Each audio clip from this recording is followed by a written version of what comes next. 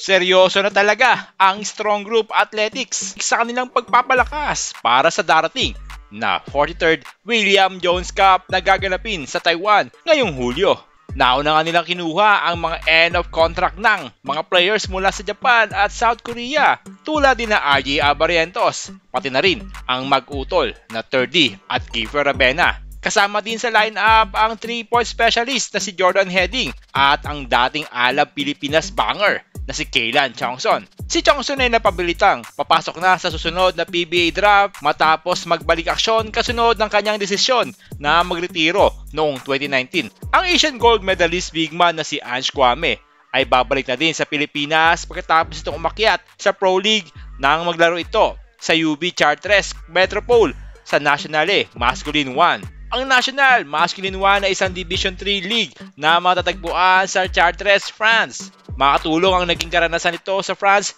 pati na rin ang kanyang karanasan noong nakaraang taon sa William Jones Cup bilang isa sa mga import. Magbabalik Pinas din ang matagal nang nangarap na maging parte ng Gilas Pilipinas na si dating NBA forward at San Miguel Beermen import na si Chris McCullough matapos ang 5 taon. Huli nga ito naglaro sa Taiwan P-League suot ang Formosa Dreamers jersey. Marami nga nagtataka kung bakit hindi na ito kinukuha ng San Miguel Beermen bilang import kahit pa nagawa nitong bigyan ng kampeonato ang serbesa noong nakaraang 2019 PBA Commissioner's Cup.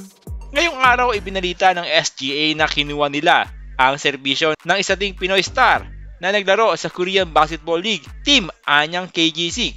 Ito ay walang iba kundi ang idolo ng lahat na si high-flying guard Renz Abando. Si Renz Abando ay natapos ang kontrata noong nakaraang buwan.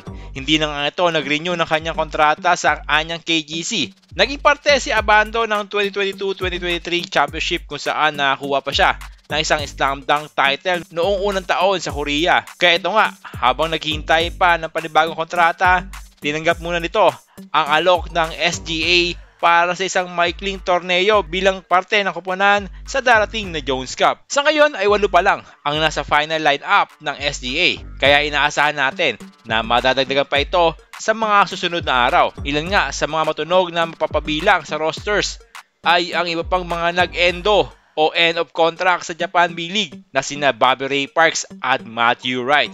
Si Parks ay bumalik sa Pilipinas at may balita nga na gusto nang bumalik din sa PBA dahil may plano silang magpakasal ng kanyang girlfriend na vlogger na si Zinab Harake. Patunog din ang pangalan ni Ateneo Bigman Jeo Chu na mapabilang sa lineup matapos itong i-give up ang huling taon sa Ateneo at umangat na sa Pro League bilang parte ng Taiwan Mustangs sa ongoing 2024 Asian Tournament. May rumor din na kinakausap ng SGA ang isa pang Atenista na si Kai Balungay na pinaghandaan naman ang PBA draft. Pero ang mas exciting ay kung sino pa ang mga foreign players ang kukunin ng SGA. Dahil kilala naman natin ang Strong Group Athletics na kumukuha ng mga dekalibreng import gaya ng mga dating NBA superstars tulad na lamang nila Nick Young, Andre Blatch, Andre Robertson at ang huli nga ay si Dwight Howard. Matunog nga na baka kunin din ang dating NBA superstar na si DeMarcus Cousins, lalo't kagalang nito sa isang successful stint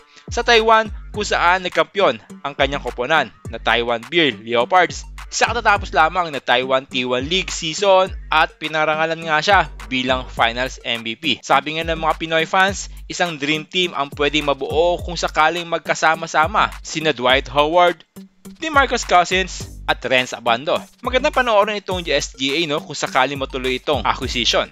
At mas lalong nakaka-excite kung magkakaroon ng exhibition game ang Strong Group Athletics at Gilas Pilipinas na naghahanda na rin para sa darating na FIBA Olympic Qualifying Tournament. Kayo ba mga kabola, kung sakaling magkaroon ng friendly game ang dalawang kuponang ito, sino sa tingin ninyo ang manalo?